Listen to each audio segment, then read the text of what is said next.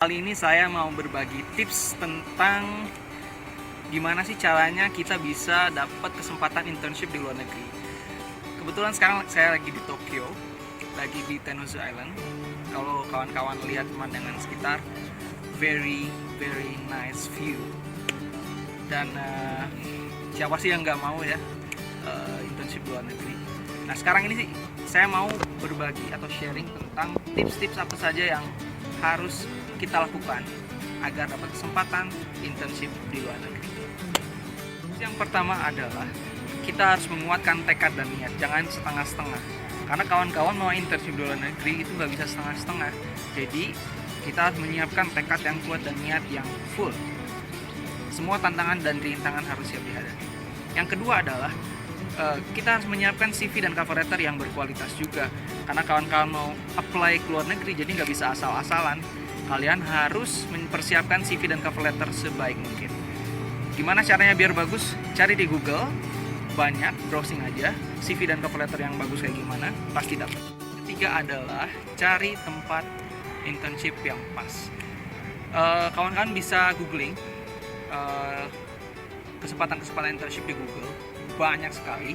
Tapi ada 3 cara yang paling ampuh menurut saya. Pertama adalah kawan-kawan coba cari di job vacancy website. Contohnya kayak dreamland.com atau indeed.com atau success.com atau jobsdb.com. Itu bisa membantu kawan-kawan. Cek aja, nanti biasanya ada internship opportunity. Yang kedua, cara yang ampuh juga adalah kawan-kawan stalking website atau homepage dari perusahaan-perusahaan yang kawan-kawan mau. Contoh misalkan kawan-kawan pengen internship di Nike Belanda, buka aja Nike Belanda, kemudian biasanya ada laman karir, dan karir itu nanti biasanya ada internship opportunity. Dan website-website lain juga banyak, jadi stalking aja satu-satu lah yang kawan-kawan mau, perusahaan yang kawan-kawan mau stalking satu-satu. Yang ketiga adalah jaringan. Jadi kawan-kawan kalau punya jaringan di satu perusahaan, punya teman atau punya saudara, itu biasanya akan membantu. Jadi coba aja deketin jaringannya, kemudian coba tanya ada internship opportunity atau enggak. Terus yang keempat adalah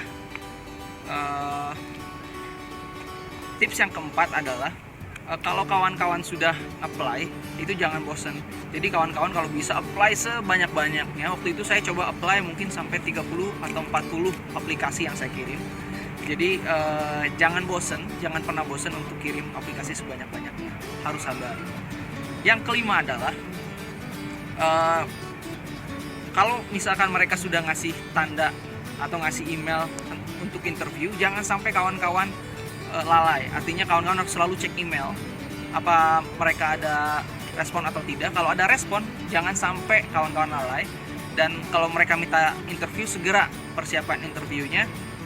Dan ya, kalau sudah interview mungkin nanti akan ada step-step selanjutnya. Yang terakhir adalah kalau misalnya kawan-kawan lulus interview, jangan sampai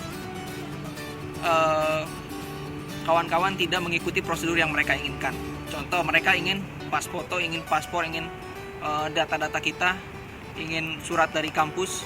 Itu jangan sampai dilalaikan, harus diutamakan. Jadi kalau mereka minta persyaratan, segera mungkin kita kasih, karena mereka tidak suka calon-calon intern yang melalaikan dokumen-dokumen penting itu atau persyaratan-persyaratan yang mereka inginkan. Jadi itu aja. Yang terakhir adalah banyak-banyak berdoa, terutama berdoa sama ya Tuhan, jelas. Maksudnya doa dari orang tua itu yang paling utama. Jadi jangan sampai lupa untuk berdoa sama Allah Subhanahu wa taala, sama Tuhan, agar kita bisa dapat yang terbaik. Kemudian yang ya udah itu 7 tips yang tadi saya kasih. Jangan sampai 7 tips ini tidak dilakukan, karena dengan 7 tips ini saya bisa berangkat ke sini, ke Tokyo, dan menikmati pemandangan indahnya Tokyo. Kayak gitu. Jadi itu aja. Terima kasih. Kalau misalkan kawan-kawan punya pertanyaan, komen di bawah ini. Oke? That's it. Thank you very much. See you next time.